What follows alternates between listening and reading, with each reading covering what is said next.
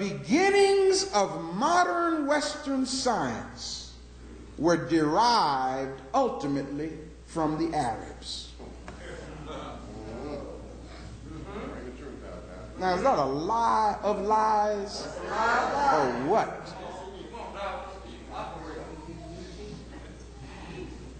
Everybody say this with me. Say it like you mean it. All conquerors, picture themselves as the bringers of light and of a new civilization of the people they conquer. Did you get that? Yes, sir. That's how conquerors think. And the Arabs are no exception. Now, I'm probably going to make some Arabs angry with me with this message. The achievements in science and medicine falsely attributed to them were in reality the achievements of the people that they conquered. The Arabs are great innovators and fertilizers of other people's cultures. Therefore, what is known as the Arabic contribution to science and mathematics, especially in Egypt, is nothing more than Arab copying, plagiarizing, and revitalizing elements of science and mathematics that previously existed for millennia in ancient Egypt. We must never forget that the Arab was an invader and a conqueror in Africa, and just like the white man trying to expand their territory.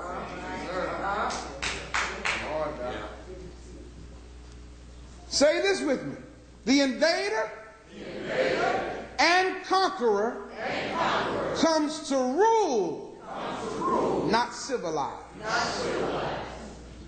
That's so important to understand.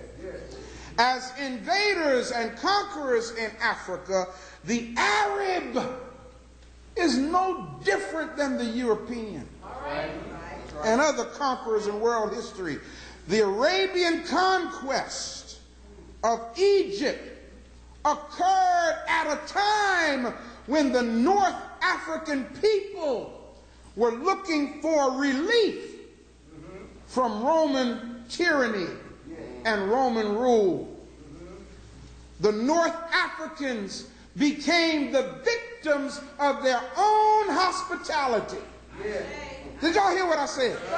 In other words, they opened their arms as Africans do and say, welcome to the Arabs. And the Arabs encroached upon the North African people centuries before the Arab invasion even took place. They gradually moved into Africa and set up shop.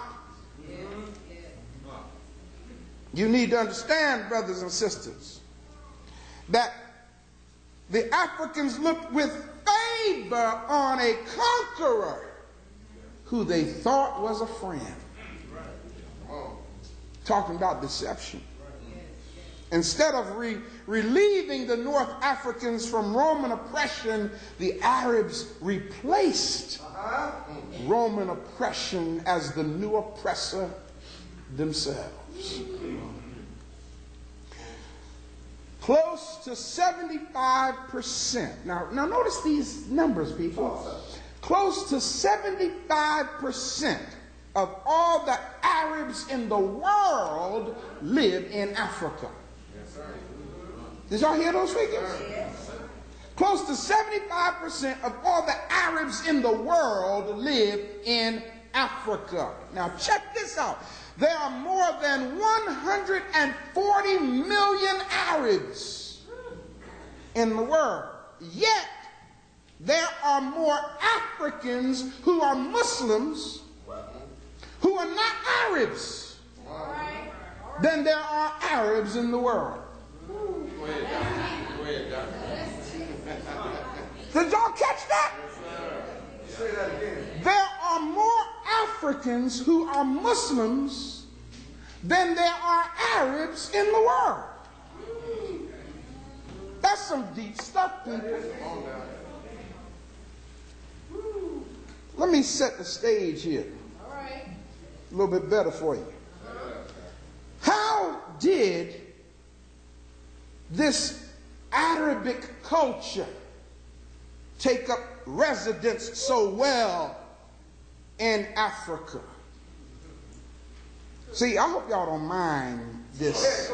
But see, listen, when people from New Ephesus go out into the highways and byways, when you open your mouth, I want folk to know, this sister know what she talking about. This brother know what he talking about. Where you learning all this from? Come go with me. That's what you say. You understand? You don't have to stand out there and say, "Oh, Charlie, he's all right." Why is he all right? I don't know, but he's all right.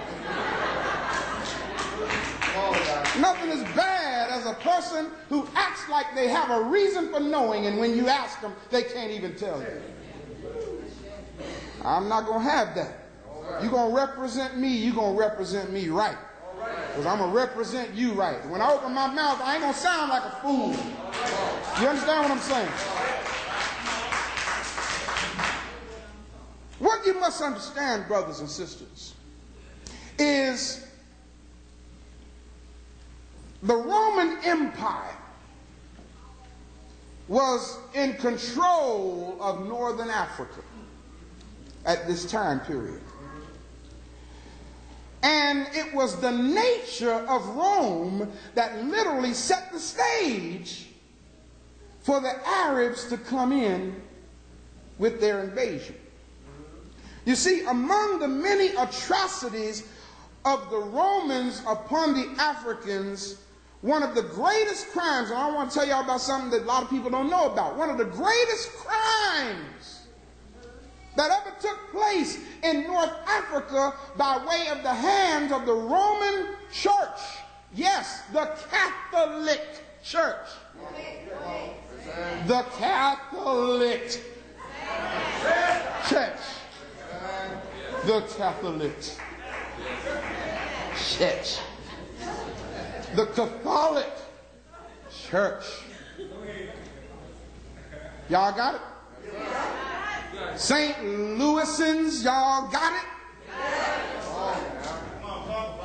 We are in the vice grip of Catholicism right here in this city. I know what I'm warring against here. And the only way you're going to be free is if somebody opens your eyes to the lie. That's right.